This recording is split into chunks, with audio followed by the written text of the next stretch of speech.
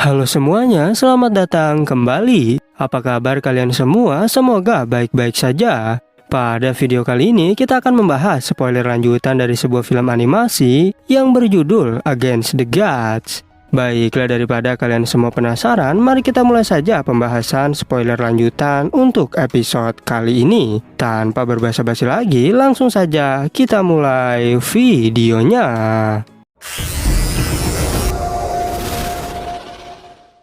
Cerita ini berlanjut, kita diperlihatkan senior Senshi yang ingin berbicara dengan Yunche. Oleh karena itu, Ling Er pun segera pergi dari sana. Sedangkan Yunche disuruh untuk mengikuti Dewi Senshi. Ia bertanya, mengapa menurutmu diriku bercanda? Yunche menjawab bahwa aku tak berniat untuk mempertanyakan perkataan senior. Hanya saja kemampuanku ini masih terlalu rendah. Dirinya juga berkata jika Ying Er telah mempermalukanku. Apalagi diriku ini bagaikan semut di hadapan alam dewa Kaisar Brahma. Meskipun begitu, menurut Senshi, kau mempunyai banyak keajaiban yang luar biasa, yaitu kekuatan ilahi dewa pencipta, jiwa dewa naga kuno, dan lain sebagainya. Yunche bertanya apakah Qing Yue telah memberitahumu. Senior Senshi menjelaskan bahwa kau tak perlu khawatir, karena diriku berbeda dengan yang lainnya. Aku tak menginginkan segala hal tentangmu dan juga tak akan menyakitimu. Ia menegaskan walaupun alam dewa Kaisar Brahma sangat kuat, tetapi kau juga bukanlah seekor semut yang lemah. Meskipun begitu, Yunche masih belum percaya jika dirinya bisa mengguncang alam dewa Brahma. Senshi bilang bukannya dirimu tidak percaya, melainkan kau kurang berambisi. Mendengar hal itu tentu membuat Yunche terkejut. Lantas Senshi bertanya jika aku mengabulkan satu permintaanmu saat ini, lalu apakah hal pertama yang kau pikirkan? Yunche menjawab jika aku ingin kembali ke alam bintang tempat asalku, karena sebelumnya aku sudah berjanji kepada mereka untuk kembali. Yang menurut Senshi, mengapa kau justru tak berpikir tentang kekuatan untuk menaklukkan dunia? Senshi menyadari jika Yunche adalah orang yang unik. Padahal dirinya memiliki kualifikasi dan potensi terkuat di dunia. Tapi sayang, dia justru tak memiliki ambisi yang seharusnya dalam hal ini. Kemudian Senshi bertanya lagi, apakah kau menganggapku cantik? Yunche menjawab tentu saja. Lantas Senshi bilang, apakah kau ingin melepaskan pakaianku dan mengobrol denganku? Yunche tentu kebingungan apa sebenarnya yang dipikirkan oleh senior. Tetapi Senshi terus saja menggoda Yunche dengan kecantikannya.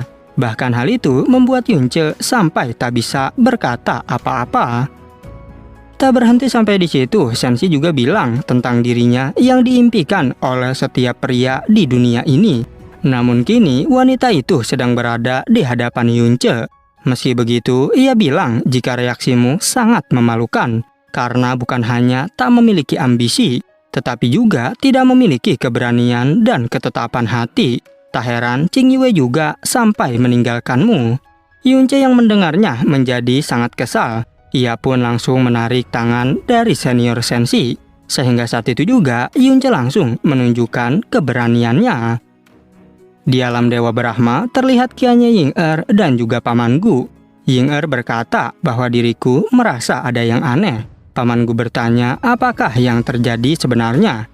Ying Er menjawab bahwa segel kematian Brahma yang ada di tubuh Yunche tiba-tiba jadi melemah. Ia tak percaya bagaimana mungkin ada orang di dunia ini yang bisa menekan segel kematianku. Yang hal itu juga membuat Paman Gu bertanya-tanya siapakah orang yang telah melakukannya. Dan benar saja mereka menduga bahwa Ratu Dewa Nagalah yang telah melakukannya. Kembali ke Yunche yang sudah mendapatkan Yuan Yin dari senior Senshi. Saat itu Senshi bilang agar kau harus menyempurnakan Yuan Yin itu dengan hati-hati, karena akan sangat disayangkan jika terjadi kerugian. Yunche tak menyangka karena ternyata Dewi Senshi masih perawan sebelumnya, sedangkan Senshi berniat untuk pergi dari sana. Tetapi Yunche bertanya, kekuatan apakah ini sebenarnya? Melihat kekuatan itu membuat Senshi terkejut. Bahkan ia tak menyangka jika kekuatan seperti ini berada di dalam tubuh Yunche. Namun Yunche beralasan, bukankah senior yang telah memberikannya padaku? Senshi menjelaskan bahwa kekuatan ini adalah jenis kekuatan khusus yang disebut sebagai kekuatan misterius ringan.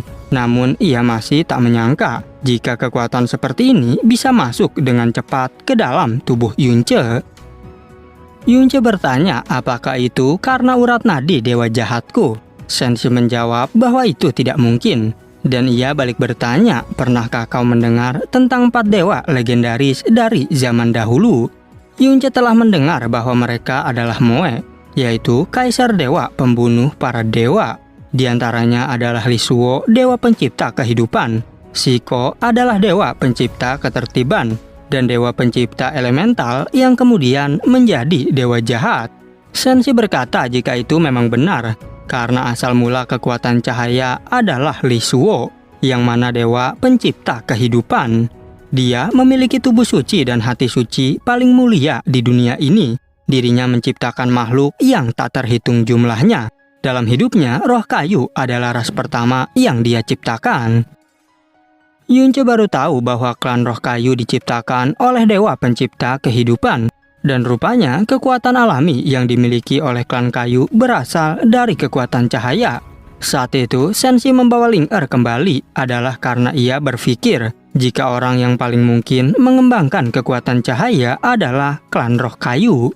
Tetapi setelah bertahun-tahun energi cahaya belum dapat diperoleh dari tubuh Ling-Er. Yang itu berarti jika ingin mengembangkan kekuatan cahaya, maka kau harus memiliki tubuh suci dan juga hati suci. Meskipun demikian, tak mungkin bagimu untuk memiliki keduanya. Namun kekuatan cahaya itu benar-benar muncul di tubuhmu, yang kemungkinan itu semua adalah semacam takdir. Senshi bertanya apakah kau mau menerimaku sebagai gurumu. Yunce pun mengira mungkinkah senior ingin mewariskan kekuatan cahaya kepadaku. Senshi menjelaskan jika kau sudah memiliki kekuatan misterius ringan, dan aku menerimamu sebagai murid, karena hanya dirikulah satu-satunya yang bisa mengajarimu kekuatan tersebut. Saat itu, Dewi Senshi kedatangan tamu terhormat, sehingga mereka pun akan membicarakan masalah ini nanti. Dan untuk saat ini, Yunce dilarang menunjukkan kekuatan tersebut pada siapapun. Tamu terhormat itu rupanya adalah Kaisar Dewa Naga. Yunce pun memberikan penghormatan kepadanya. Dewa Naga bilang bahwa ini sudah takdir kita bisa bertemu lagi. Yunce berterima kasih atas bantuan yang telah diberikan oleh Dewa Naga. Sedangkan Dewi Senshi bilang jika kau harus mendapatkan sesuatu dari perjalanan ini. Ia pun mengatakan agar Dewa Naga mau memberitahunya. Dewa Naga akan berbicara lain kali dengan Yunce. Oleh karena itu, mereka berdua pun segera pergi dari sana. Lalu Dewa Naga menjelaskan bahwa retakan itu lebih menakutkan dari perkiraanku. Retakan tersebut jauh lebih besar dari apa yang digambarkan oleh langit abadi. Dan jelas itu berkembang pesat, bahkan auranya membuatku merasa takut. Senshi tak menyangka mendengar hal tersebut. Dewa Naga juga berpikir, ia mengira dirinya telah lupa apa itu rasa takut. Tetapi di depan celah dinding kekacauan, tubuhku gemetar tak terkendali. Senshi berucap, sepertinya diriku harus memeriksanya sendiri, karena mungkin aku bisa menemukan sesuatu. Dewa Naga memberitahu keretakan itu terletak di ujung timur kekacauan. Dengan batas waktu, kau bisa pergi dari sini. Belum lagi kembali, dirimu bahkan tidak bisa sampai ke sana. Senshi menjawab jika di masa lalu itu mungkin benar. Namun untungnya aku telah menemukan cara untuk menghilangkan belenggu. Dan tak akan lama lagi aku bisa meninggalkan tempat ini. Dewa Naga terkejut mendengar perkataan itu. Ia bertanya, apakah kau sudah menemukan jalan keluar dari sini? Dirinya juga penasaran berapa lamakah waktu yang kau perlukan. Senshi menegaskan jika semuanya berjalan baik, mungkin dalam waktu 10 tahun. Dewa Naga kembali terkejut, mengapa begitu cepat? Padahal kau sudah terjebak di sini selama bertahun-tahun dan tidak pernah bisa membebaskan diri. Senshi mengatakan sepertinya kau tak ingin diriku bisa melepaskan ikatanku sesegera mungkin. Dewa Naga menjawab, hanya saja kau sudah di sini selama bertahun-tahun. Bahkan jika kamu terikat, kemana dirimu bisa pergi? Ia bertanya mengapa dirimu tidak tinggal di alam Dewa Naga saja. karena kau bisa melakukan apapun yang kau inginkan. Namun Senshi memberitahu jika dirimu sudah kehilangan ketenanganmu. Dewa Naga menegaskan, bukankah aku sudah sering kehilangan kesabaranku di hadapanmu? Senshi memberitahu jika kau adalah Raja Naga di dunia yang kacau saat ini. Siapapun bisa putus asa, tetapi dirimu tidak bisa. Sepertinya aku harus meninggalkan tempat ini secepat mungkin, agar hati nagamu benar-benar tidak memiliki kekurangan. Tetapi Dewa Naga lebih suka jika Dewi Senshi berada di sisinya. Senshi mengatakan, setelah aku meninggalkan tempat ini, kau dapat mengumumkan bahwa diriku sudah mati. Lagi pula, sudah lebih dari 300.000 tahun. Dan inilah saatnya kau menemukan Ratu Naga yang sebenarnya. Walaupun demikian, Dewa Naga bertanya, apakah menurutmu diriku bisa menoleransi orang lain dalam hidup ini? Namun saat itu, Dewi Senshi terdiam tanpa sepatah kata pun. Dan pada akhirnya, spoiler untuk episode 126 pun bersambung. Oke, cukup sekian. Terima kasih untuk video kali ini, dan sampai jumpa di video berikutnya.